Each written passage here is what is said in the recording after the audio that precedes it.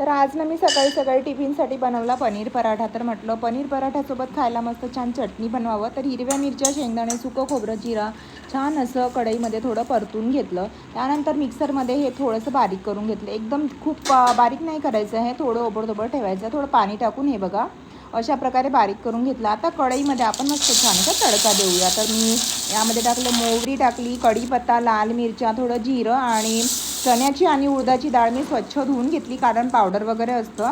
आणि हे सर्व छान परतून घेतल्यानंतर आपली चटणी आपण जे मिक्सरमध्ये बारीक केलं ना ते टाकायचं. आणि आठवणीने मीठ टाका. नाहीतर मीठच विसरून जाल तर मग चटणीला चवच काय येणार. तर मीठ टाकलं, त्यानंतर थोडं परतून घेतलं, पाणी टाकलं.